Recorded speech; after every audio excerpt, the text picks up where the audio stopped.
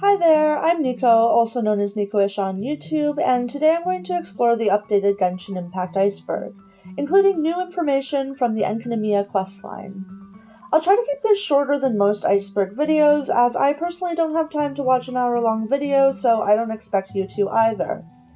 If you do like this video, I would highly appreciate it if you fed the algorithm gods and gave me a like on this video.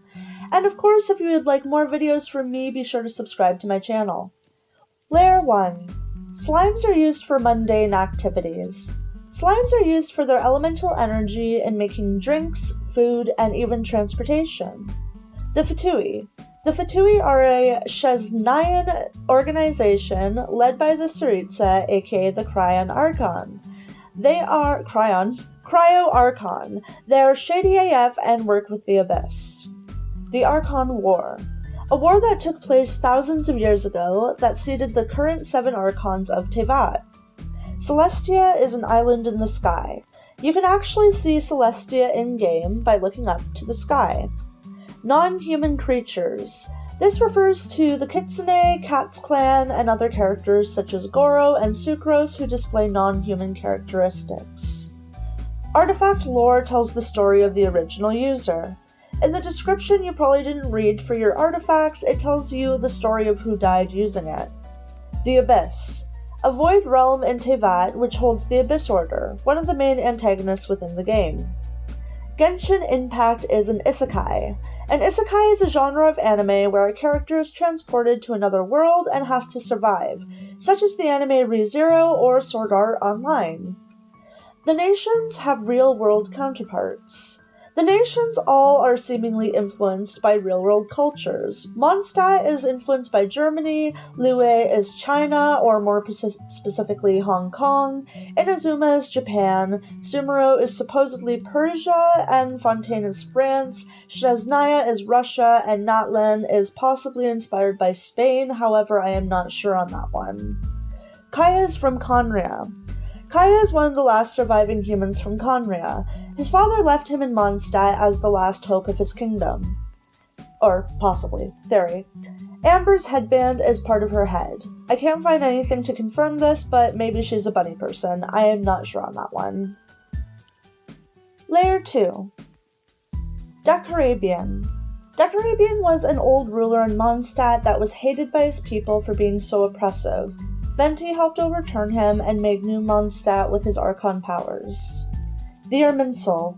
That's the tree you find in domains that you waste all your resin on. Old Mondstadt. Now known as Stormterror's Lair, this is where Decarabian ruled the people of Mondstadt before Venti ascended. Jue, and I'm sorry for that pronunciation. Jue is an NPC revealed in the second part of Zhongli's story quest to be part of Ajdaha. Guili, the plains of Liyue that were once ruled by Guizhong. Again, sorry for my pronunciation. The founding families of Mondstadt. I believe this refers to the Lawrence clan and the Gunhilder clan that Eula and Jean belong to, respectively. Vishaps are dragons. This either refers to the fact that Armenian mythology has a word called Vishaps, which are a dragon-like being, or it refers to the fact that Vishaps are all subspecies that worship a dragon lord. Delusions. Delusions are Fatui manufactured items that imitate visions at the cost of the user's life. Vergoldet. This is an NPC at the Wangshu Inn who just knows a little bit too much about the world of Teyvat. The Nameless Bard. A friend of Venti who died for New Mondstadt.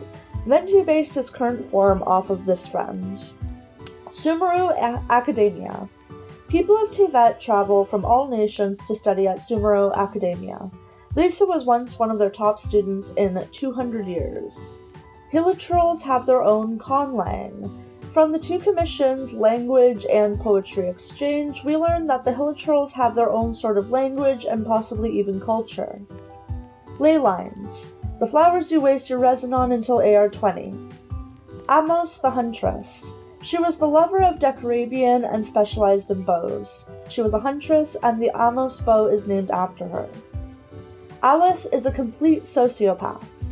Alice left her small child in the care of an entire city, taught her pyrotechnics, and she would also grind old and weak hilichurls into food for stronger hill trolls so she could study them. Fun. Layer 3. Timmy's mom. Timmy's mother isn't actually his biological mother. Grace just takes care of him, so he's probably an orphan. Login screen could look like Celestia.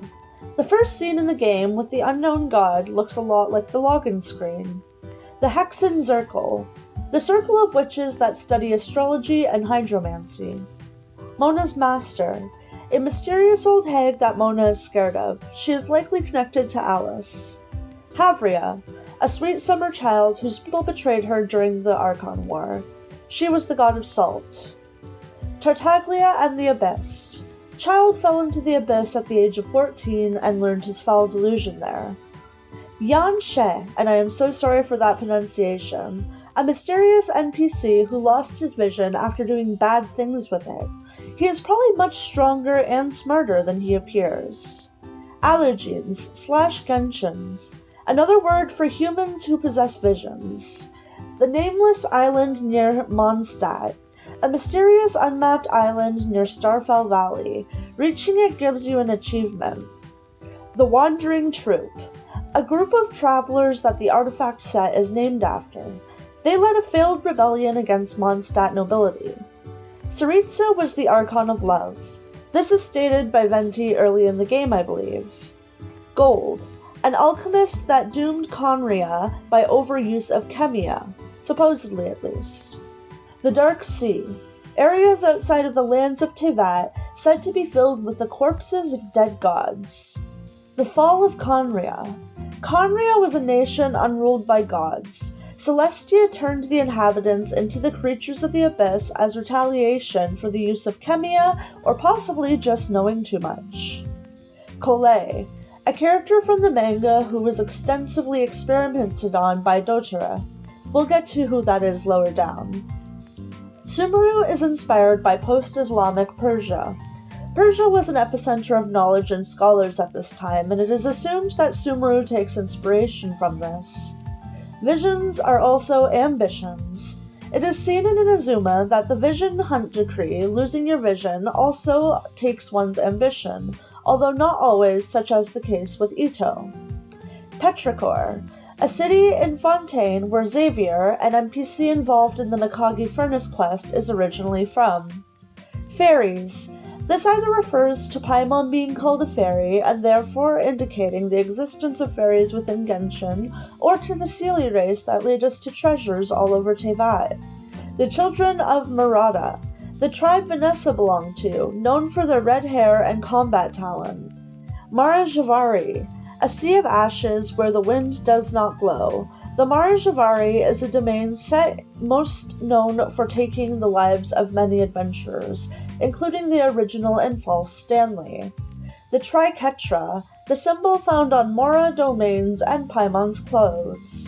Dainsleaf, a character from Conria cursed with immortality who you'll probably never get to play as. The chapter ? The chapter taking place in Conria as shown in the Mortal Travails. Layer 4. Lisa's Song. Lisa weaves music into her attacks if you cut out the moans. Paimon is the unknown goddess in her weakened form. This is a popular theory that Paimon will be the final boss, supported by her sharing characteristics with the unknown god and being shady AF. Kamiya, a style of alchemy that creates life. It has led to the downfall of Conria and the creation of Albedo, who also knows this type of alchemy. Tatarigami, this refers to Orobashi's curse. Amber's grandfather abandoned her to go back to Liyue, a theory that because he was originally from there and she never saw him again, that her grandfather just kind of went for a pack of cigarettes and never came back. Rostam and Aram Dolan, the two knights of Favonius who were from 500 years ago. They were both friends and rivals. Chi/Kinsei, a dragon that was defeated by Morax that originally lived in Kinsei village. The Madness of Academia. Lisa infers that the cost of knowledge is more than it's worth as to why she left. In the manga, Sumeru Academia conducts human experiments, leading to a mad scientist idea within the establishment. Kitsune Saigu, a close ally of A and an Inazuman Kitsune goddess who fell during the cataclysm 500 years ago. The Hakashumi ring is based off her. The Time Archon, likely referring to how the Primordial One created 4 shades before Celestia was established, one of which being Istaroth, who could control wind and time. She was worshipped in Enkonomiya and Mondstadt in the past. Abodes and pocket dimensions. The teapot is an Adeptus creation that is actually a dimension within Teyvat. There are theories that if a pocket dimension like the teapot can exist, is it possible that Teyvat itself is in a pocket dimension? Alice is a traveler from another world. My first thought about this is her bringing an idol magazine to Barbara, and just generally knowing a lot about things that don't exist in Teyvat, such as KFC, and it may not be confirmed, but it's definitely possible. The Drownings of Wuwang Hill. Wuwang Hill is an area with lore that indicates a monster would lure children to their death only until the adults remained. The sky is a lie. During a limited time event in the first year of Genshin Impact, the Traveler and Mona, helped by Fischl, investigate Scaramouche, who, at the end of the quest, tells the player that the stars in the sky are all a lie. This is supported later on by the knowledge that the Primordial One came from another world, and Celestia slayed Orobashi for knowing that she did not come from Teyvat organically. Har Islands. This refers to the Golden Apple Archipelago, I'm not even going to try to say that word right, an event that the player traveled to time-limited islands with a wave rider, gathered character materials that might be inaccessible otherwise, and I really hope that this event is brought back, because I personally never got to play it. Sal Vindagner. Dragonspine before it got all Ice Agey. This was caused by Celestia dropping a Skyfrost nail on the once bountiful kingdom. WTF is Gyoba. He was a super powerful god, but he forgot he's a god. It's pretty sad. I do wonder if that could have happened to Paimon as well. Asmodee. The unconfirmed name of the unknown god, possibly based on the demon name Asmodeus, or found in the early game files having that as a placeholder. The Thunderbird. She was the guardian deity of Surami Island until A executed her. The Irminsul and ley lines can store knowledge. This is a theory that the enemies you fight in ley lines and domains are the memories of fallen creatures stored in the trees and flowers. Essentially, with resin, you're purifying their memory and get loot as a result. Varka's expedition went missing. This is, in my opinion, the likely belief that the Grandmaster of the Knights of Favonius did not survive his expedition, and unfortunately Jean is on her own in helping keep Mondstadt safe. Layer 5. The Lockfolk refers to the species of oceanid that originate from Fontaine. Sunsietas were rose apples isekai'd to Teyvat. Rose apples in real life look a lot like Sunsietas from Genshin. That's basically it. The enemies you fight in ley lines are not real. This goes back to the theory of memories in that ley lines and domain enemies are just memories from real past battles. Orobashi, the slain guardian of Enkonomiya originally and Watatsumi Island until A was ordered by Celestia to slay him for reading a book on the origins of Celestia and therefore knowing too much. People from the depths of the sea. This either refers to the people of Enkonomiya, a land without sunlight that was destroyed in the past, their survivors traveling to Watatsumi Island, or the lore behind the Heart of Depths artifact set. The Field Tillers, a name given by Conrians to the Ruin Guards as they saw destroying their enemies as tilling fields in a farm. The Three Moons, the story that originally there were 3 moon goddesses that had to pass the light to each other at a specific time or a cataclysm would happen. Guess what happened? They all died, but the moon you see in the sky is a corpse of one of the 3 sisters. The Genesis Pearl, most likely a symbol for the truth of the world of Teyvat. Gold is Rhine-daughter. Albedo's creator and teacher is none other than the alchemist Gold who helped destroy Khaenri'ah. Time has shattered in Khaenri'ah. This is supported by the fact that Child went into the Abyss, which is most likely Khaenri'ah once, and was months inside the Abyss, which ended up being days in Teyvat when he returned. Dead God's Corruption. This likely refers to the fact that slain gods such as Osail or Ajdaha never seem to truly die, as their need for vengeance displays as a boss within the main game. Mengu Tenki was a samurai turned into a machine. Apparently the original Mengu Tenki was such a glorious samurai, his leaders tried to make him into an immortal machine that could possibly be replicated. This failed. The Bowkeepers. Knights of Conria, including Dainsleif, who were supposed to protect the nation. The Archon's real age. Little is known about how old the Archons really are, or how they're born or made. The Revenge of Imenlacher, a historical figure who lived in Selvin Dagner before the fall of Skyfrost Nail. He sought revenge for the destruction of his kingdom, but his fate is unknown. A mountain of white branched crowns. I believe this refers to the Prayers to Springtime artifact set, and how it infers that Tevat exists in a cycle. Kaya is the Prince of Conria.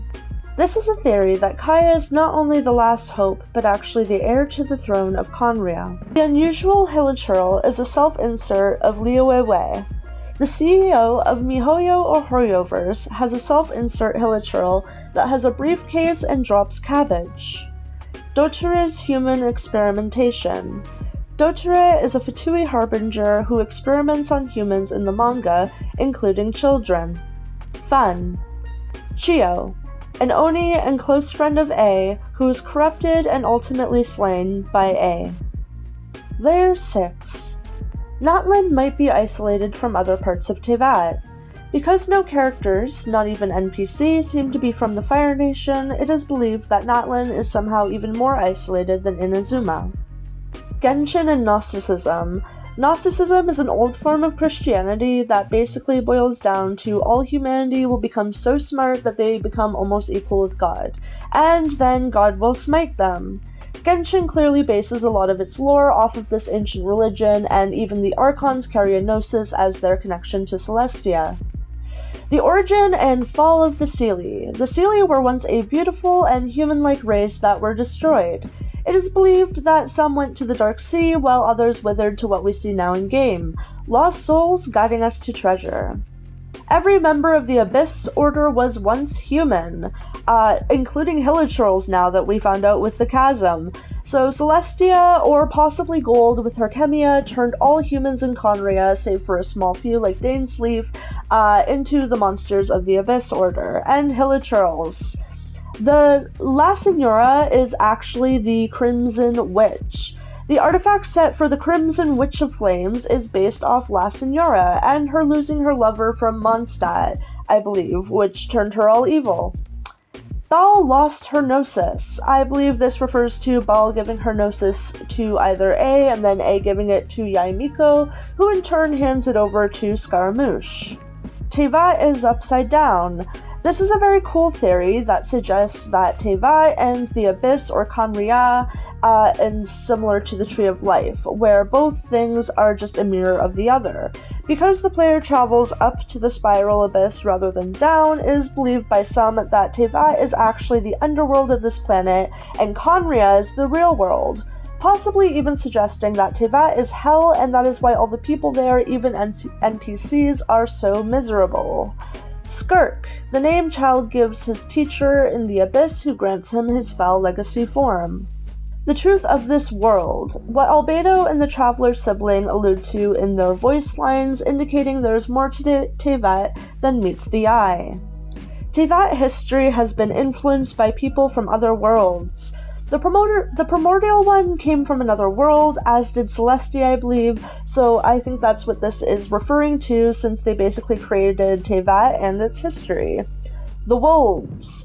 The Wolves in Wolvendom, ruled by Boreas the Wolf King. The Abyss Spiral is a path to Conria. This is a theory connected to the Upside Down theory that suggests the Spiral Abyss is actually a path to Conria. Just don't make me 36-star the Abyss to complete this game in like 2045, please. The Cycle of Celestia, a belief of Gnosticism and also taken from Honkai Impact III, that humanity will become too advanced and have to be destroyed and start over again in a never-ending cycle. The world beyond is ruined.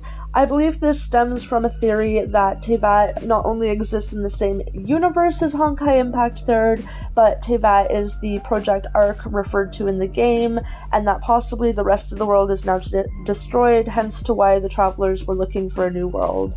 Layer 7. Tevat has no horizon line. If you take off the fog texture, you'll see that Tevat has no horizon, indicating that it is flat.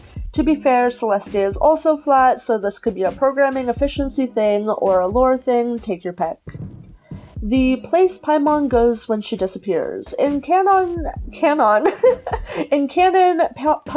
is pretty much always floating around, so it's probably just a game mechanic that she disappears while you travel. Maybe she has a pocket dimension in your backpack though, who knows. Celestia is a prison. In the manga, when Vanessa ascends to Celestia, it looks like a panopticon. It's an 18th century prison style that lets a guard watch all the prisoners, while the prisoners themselves can't see anything but the guard. Chess theory. The Gnosis all look like chess pieces, so there are theories out there that explore how Genshin is related to chess, and how the Archon's roles play within that. Physical damage catalyst. A catalyst that doesn't exist but definitely should. I'm just imagining a kawaii girl booking fists at people. Sign me up. How the hell Baron Bunny moves. Amber keeps how she makes Baron Bunny mostly a secret, however she did tell Noelle, and she got intel from Klee on how to make it, I believe. I personally think that if Oz can just manifest through Fischl's vision, then Amber's vision could also be a part of how Baron Bunny has any sentience. The moon is a corpse. Sorry, I kind of spoiled that one up higher, sorry. I'm Canadian, I apologize a lot, but the moon you see in Teyvat is indeed a corpse. Erosion, not corrosion, the status effect. This refers to the erosion of the soul that turns good people bad over time, such as Ajdaha and all the Archons, and the Abyss Order and Hilichurls and all of that, and Dainsleave, yeah. Anyways, it's inevitable. The Loom of Fate, an operation led by the Abyss to rewrite fate most likely for their people. Hollow Earth Teyvat, a theory originated from, I believe, the online Chinese community that states Celestia is the center of Teyvat and the Abyss is the universe.